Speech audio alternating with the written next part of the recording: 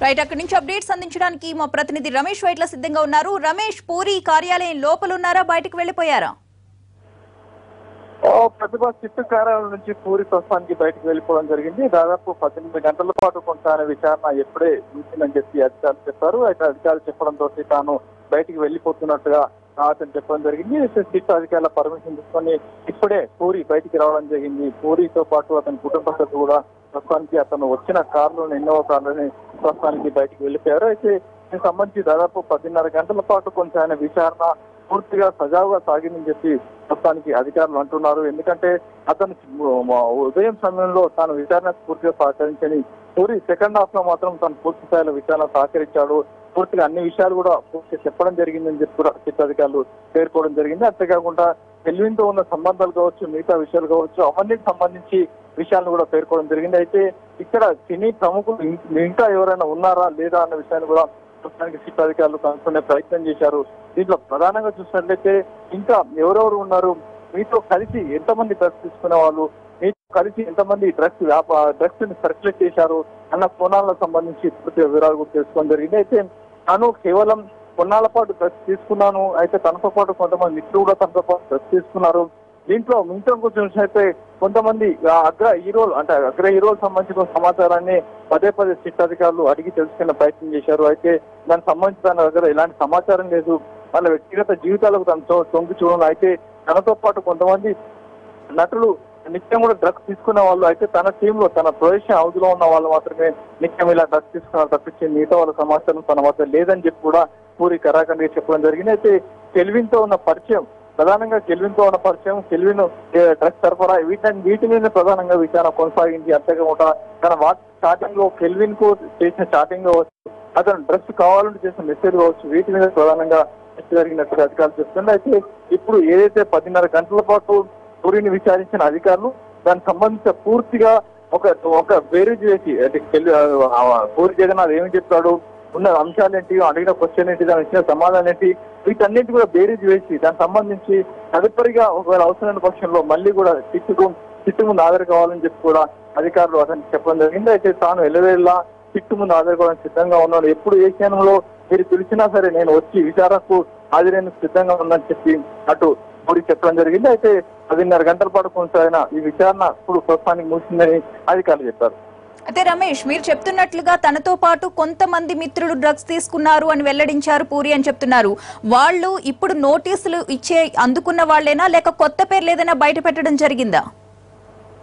అయితే ఇప్పుడు నోటీసులు అందుకున్న వాళ్ళ పేర్లను ప్రస్తుతానికి అటు పూరి ముందు ఉంచడం జరిగింది అధికారులు. ముఖ్యంగా చూసినట్లయితే చార్మి, మమేద్ ఖాన్, సుబ్బరాజు, శ్యామ్కే నాయుడు, ఈ 5 సంబంధించిన సమాచారాన్ని పదే ఫ్రీక్వెంట్ గా అధికారులు అడగడం జరిగింది. దీంట్లో ప్రధానంగా చార్మి, మమేద్ ఖాన్ పెద్ద మొత్తంలో డ్రగ్స్ మీ దగ్గర నుంచి కలెక్ట్ చేసుకున్నారు, మీ దగ్గర నుంచి డ్రగ్స్ తీసుకువెళ్లారు, కాబట్టి వాళ్ళకు కూడా డ్రగ్స్ అలవాటు ఉందా లేదా, లేదా డైరెక్ట్ గా కెల్విన్ తో కూడా వీళ్ళందరూ కూడా చార్మి, మమేద్ ఖాన్, రవితేజ, శ్యామ్కే నాయుడు, సుబ్బరాజు, ఈ 5 వీళ్ళంతా కూడా పూర్తిగా విచారణ వీళ్ళంతా కూడా ఇక్కడికి పూర్తిగా చేశారా లేదా అని కూడా విషయాన్ని చేస్తున్నారు. అయితే ఇలా చూసినట్లయితే ప్రతిభ ఒక్క నిమిషం, ఒక ప్రెస్ నోట్ వచ్చింది, ఒక్క నిమిషం చదువుతా. 10:30 గంటలకు శ్యామ్కే నాయుడు ఇవాళ 10 గంటలకు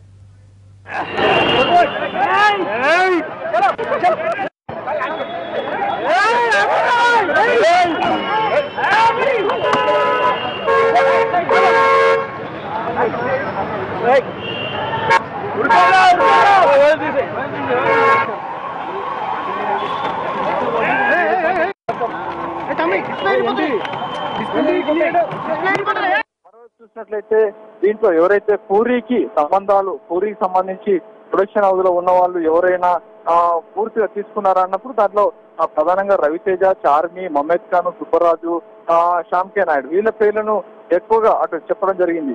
అయితే దీంట్లో చూసినట్లయితే వీళ్ళంతా ప్రొడక్షన్ హౌస్ లో పనిచేసే వాళ్ళు, వీళ్లకు తాను కొద్దికాలం క్రితమే ఏదైతే డ్రగ్స్ ఇచ్చానో వాళ్ళు ఏదైతే డ్రగ్స్ తీసుకున్నారు అన్న విషయాన్ని కూడా అతను చెప్పడం జరిగింది. అయితే ప్రస్తుతానికి చిట్టు ఒక ప్రెస్ నోట్ కూడా రిలీజ్ చేసింది. దీనికి సంబంధించిన చూసినట్లయితే ఇప్పటివరకు జరిగిన విచారణ పూర్తిగా ఒక మంచి వాతావరణం జరిగింది, పూర్తిగా సుదృఢ వాతావరణం జరిగింది.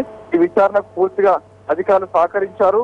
అని చెప్పి ఇక్కడ పూర్తిగా సహకరించారని చెప్పి కూడా పేర్కొనడం జరిగింది.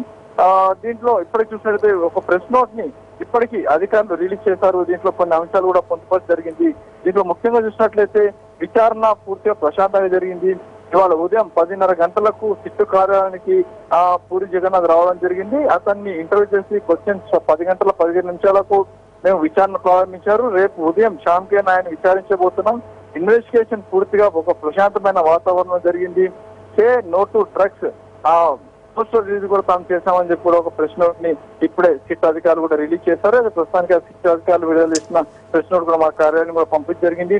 మరో చూస్తే అయితే ఎవరైనా అగ్ర నాయకులు కావచ్చు, లేకుంటే అగ్ర హీరోలు కావచ్చు, అగ్ర హీరోలు కావచ్చు, ఎవరికైనా డ్రగ్స్ తీసుకుని అలవాటు ఉందా అన్న విషయాన్ని పదే విన్నప్పుడు తనకు అలాంటి విషయాలు తనకు తెలియదని చెప్పి కూడా పదే పూరి చెప్పినట్టుగా మనకు సమాచారం. అయితే రమేష్, కొద్ది రోజుల క్రితం ఇదే పూరి మీడియా ముందు చాలా మంది అగ్ర హీరోల్ని, అగ్ర దర్శకుల్ని వదిలేసి మాలాంటి చిన్న వాళ్లకు నోటీసులు పంపించడం ఎంతవరకు న్యాయం అని ప్రశ్నించడం జరిగింది.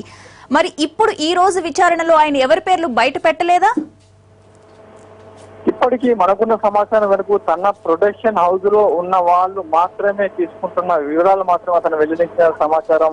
దీంట్లో చూసినట్లయితే ఆర్మీ, మొహమ్మద్ ఖాను, రవితేజ, సుబ్బరాజు, శ్యామ్కే నాయుడు వీళ్ళ పేర్లు మాత్రం పదే నాటు ప్రస్తావించిన సమాచారం. ఈ ప్రస్తావనలో పూర్తిగా ఎవరెవరు ఎప్పుడెప్పుడు ఏ విధంగా ఎప్పటి నుంచి డ్రగ్స్ అలవాటైంది, ఏ విధంగా డ్రగ్స్ అలవాటైంది, ఇలాంటి కోణాలకు సంబంధించి వాళ్ళకి సంబంధించిన విషయాలు కూడా కనుక్కోవడం జరిగితే ప్రధానంగా తాను పబ్స్కు తీసుకువెళ్ళినప్పుడు వీళ్ళకి డ్రగ్స్ అలవాటైంది, అప్పటి నుంచి కూడా కంటిన్యూ చేస్తున్నారు. అయితే తనకు తెలియకుండా కెల్విన్ తో వీళ్ళు పరిచయాలు పెంచుకున్నట్టుగా తనకు కూడా తెలియదు అని చెప్పి కూడా పూరి చెప్పడం జరిగింది. అంతేకాకుండా వీళ్ళు కూడా డ్రగ్స్ తీసుకుంటారా తనకు తెలియదు, వాళ్ళకి సంబంధించి ఏదో ఒకసారి తనకు కావాలంటే పబ్బులో తాను ఒక్కసారి మాత్రం ఇవ్వడం జరిగింది, అంతే తప్పించి ఎప్పుడు కూడా తాను డ్రగ్స్ వాళ్ళకి డైరెక్ట్ గా ఇచ్చింది లేదని చెప్పి కూడా మరోవైపు చెప్పే ప్రయత్నం చేశాడు. అయితే ఇప్పటి చూసినట్టయితే కొంతమంది అగ్ర హీరోలు డ్రగ్స్ కూడా తీసుకుంటారని చెప్పి కూడా గతంలో ప్రకటించి ఉన్నాడు అని చెప్పి అంటున్నాము. అయితే దానికి సంబంధించి ఇక్కడ ప్రస్తావించినప్పుడు అలాంటిది నాకు తెలియదు, ఒక వ్యక్తిగత జీవితాలు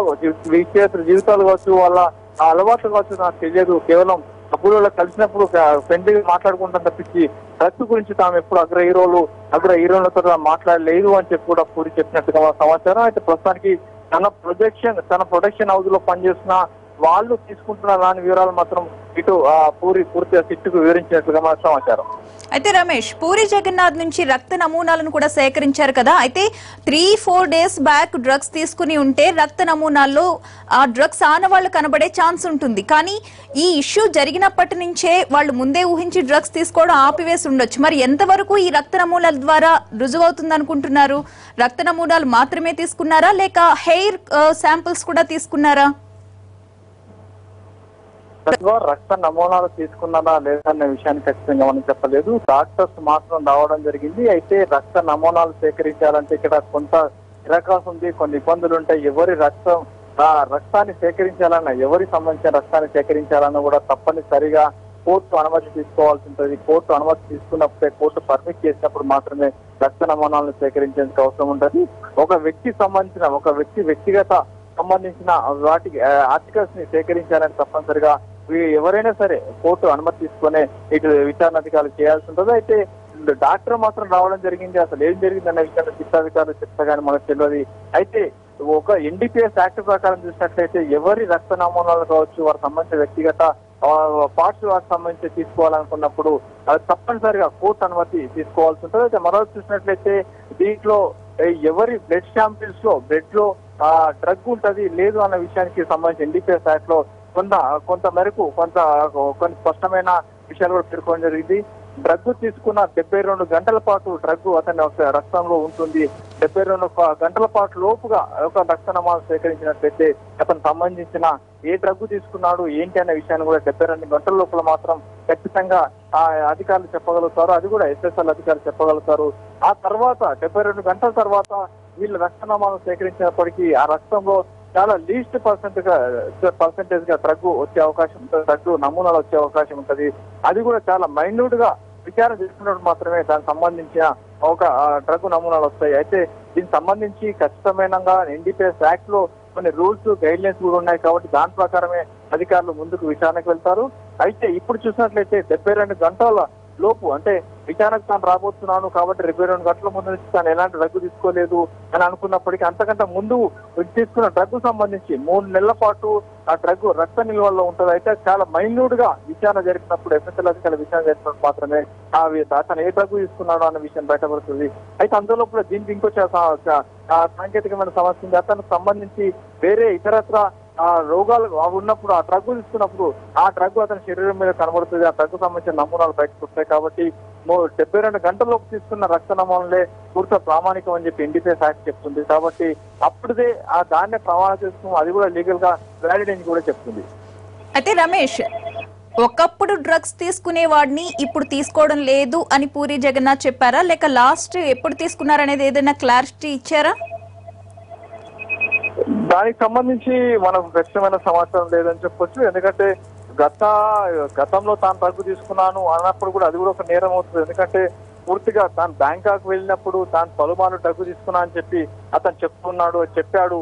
అంతేకాకుండా డ్రగ్ తీసుకున్నప్పుడు తాను బ్యాంకాక్ వెళ్ళినప్పుడు అక్కడ స్క్రిప్ట్ రైటింగ్ కోసం వెళ్ళినప్పుడు కావచ్చు, స్టోరీ వినడానికి వెళ్ళినప్పుడు కావచ్చు, అక్కడ నేను డ్రగ్ తీసుకున్నా అని చెప్పి అతను చెప్పినట్లు కొంత సంవత్సరం ముందు. అయితే ఎప్పటి నుంచి అతను మానివేశాడు, ఎప్పటి నుంచి అతను తీసుకోవట్లేదు అన్న విషయాన్ని మాత్రం కూడా ఖచ్చితంగా వారికి వివరించినట్టు ఒక సమాచారం ఉంది. అయితే ఎప్పటి నుంచి మానేశాడు, ఎలా మానేశాడు, దాంతో సంబంధించి ఏదైనా ప్రత్యేకమైన డ్రగ్ తీసుకున్నాడా లేకుంటే ఏమైనా కౌన్సిలింగ్ జరిగిందా, ఇలాంటి కోణాలకు సంబంధించి కూడా అధికారులు విచారణ చేస్తారు. దీనికి సంబంధించి కూడా ఒక పూర్తి క్వశ్చన్ కూడా అతను ముందు పెట్టి దానికి సంబంధించిన ఆన్సర్లు కూడా అధికారులు సేకరించడం జరిగింది. పూర్తిగా దీనికి సంబంధించి అతను డ్రగ్ మానేశాడా లేదా అన్న విషయాన్ని కూడా అతను చెప్పాడు. కాబట్టి తాము వింటున్నాం తప్పించి అతను చెప్పిన వాటిని తాము ఖచ్చితంగా నమ్మాల్సిన అవసరం లేదని చెప్పి కూడా సిట్ అధికారులు అంటున్నారు. అయితే రమేష్, సిట్ అధికారులు అడిగిన ప్రశ్నల్లో మీరు ఇంట్లోనే పార్టీలు ఎందుకు చేసుకుంటారు, ఎవరు మీకు ఎలా సప్లై చేస్తున్నారు, అసలు ఎక్కడి నుంచి వస్తున్నాయి మీకు డ్రగ్స్, ఇవన్నీ కూడా చాలా ప్రశ్నలు అడిగారు. వీటికి ఏదైనా ఎలాంటి సమాధానం ఇచ్చారు అని ఏదైనా అధికారికంగా మనకు బయటకు వచ్చిందా ఆన్సర్స్? రిపీట్ క్వశ్చన్ రమేష్ చెప్పండి. పూరి జగన్నాథ్ రెగ్యులర్ గా ఇంట్లోనే పార్టీలు ఎందుకు చేసుకుంటారు అని ఒక ప్రశ్న అడిగినట్లుగా తెలుస్తోంది కదా సిట్ అధికారులు, దీనికి ఎలాంటి సమాధానం ఇచ్చారు ఆయన?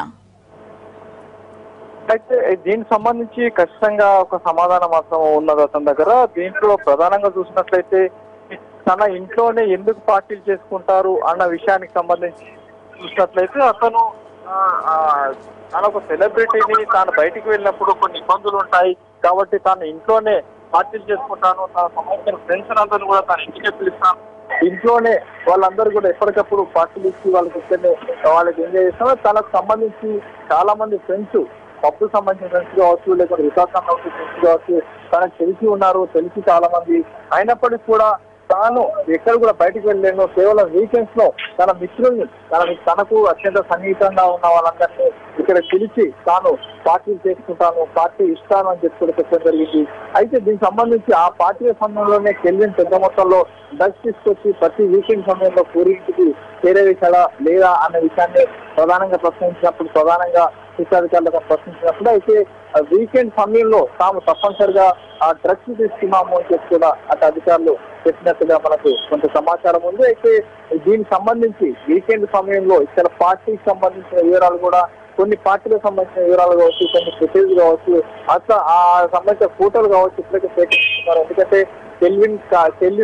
కెల్విన్ ఫోన్ లో కొన్ని ఫోటోలు, అతని పార్టీలు చేసుకున్నప్పుడు కొన్ని ఫోటోలు కూడా లభ్యం కావడం జరిగింది. ఆ ఫోటోలు అన్నిటి కూడా ప్రస్తుతానికి సిట్ అధికారులు ఒక పూరి ముందు పెట్టి వీటికి సంబంధించిన వివరాలను కూడా సేకరించడం జరిగింది. అంతేకాకుండా ఆ వివరాలకు సంబంధించి పూర్తిగా వాటికి సంబంధించి ఎప్పుడు ఎక్కడ పార్టీ జరిగింది అన్న విషయాన్ని కూడా అటు పూరి నుంచి కూడా అడిగి తెలుసుకున్నారు సిట్ అధికారులు. రైట్. అయితే రేపు శ్యామ్ కే నాయుడిని ఎన్ని గంటలకి హాజరు కామని చెప్పారు రమేష్? రేపు ఉదయం 10:30 గంటలకు శ్యామ్ కే నాయుడు హాజరు కావాల్సి ఉంది. రేపు ఉదయం 10:30 గంటలకి సిట్టు ముందు తాను హాజరవుతానని శ్యామ్ కే నాయుడు ఇప్పటికే చెప్పి ఉన్నాడు. రేపు ఉదయం 10:30 గంటలకి ఇదే కార్యాలయంలో సిట్టు అధికారులు ఎదుట శ్యామ్ కే నాయుడు హాజరై తన వివరణ, తన పూర్తి సమాధానం కూడా చెప్పబోతున్నాడు. అయితే శ్యామ్ కే నాయుడు కూడా ఇది పూరి జగన్నాథ్ సంబంధించిన కంపెనీలో పనిచేస్తాడు. అతను తీసిన సినిమాల్లోనే చాలా సినిమాల్లో కూడా అతనే చాలా వరకు కెమెరామెన్గా పనిచేశాడు. అంతేకాకుండా ఒక ప్రముఖ కెమెరామెన్ తమ్ముడు కావడంతో అతన్ని టెక్నికల్గా చాలా వర్త్ ఉంది కాబట్టి అతన్నే ప్రతి సినిమాలో కూడా పూరి తన ప్రతి సినిమాలు కూడా శ్యామ్ కే నాయుడిని కెమెరాగా పెట్టి సినిమాలు తీస్తుంటాడు.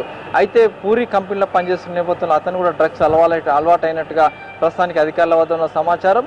ఈ మేరకు ఇతను డైరెక్ట్గా ఇటు పూరితో కాకుండా కెల్విన్ నుంచి డైరెక్ట్గా డ్రగ్స్ తెప్పించుకున్నట్లుగా ఆ కాల్ డేటాలో ఆధారాలు దొరకడం జరిగింది. అంతేకాకుండా ఏదైతే కెల్విన్ తన కన్ఫెషన్ స్టేట్మెంట్లో కూడా ఈ విధంగా తాను శ్యామ్ కే నాయుడుకి, చార్మీకి, మమేద్ ఖాన్కి, రవితేజకు, సుబ్బరాజ్కు వీళ్ళందరూ కూడా పూరి కంపెనీలో పనిచేస్తున్న వీళ్ళందరూ కూడా తను డ్రగ్స్ సరఫరా చేసినట్లుగా పేర్కొనడం జరిగింది. ఈ మేరకు శ్యామ్ కే నాయుడు కూడా అధికారులు నోటీసు జారీ చేశారు. రేపు ఉదయం 10:30 గంటలకు శ్యామ్ కే నాయుడు సిట్టు ముందు హాజరై తన వాదన వినిపించబోతున్నాడు.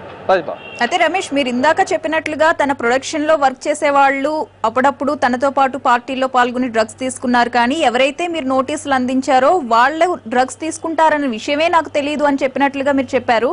ఇప్పుడు ఎవరైతే పేర్లు వెల్లడించారో బయటికి పూరి జగన్నాథ్, వాళ్ళందరికీ కూడా నోటీసులు పంపించే ఛాన్స్ ఉందా? విచారణకు పిలిచే అవకాశం ఉందా?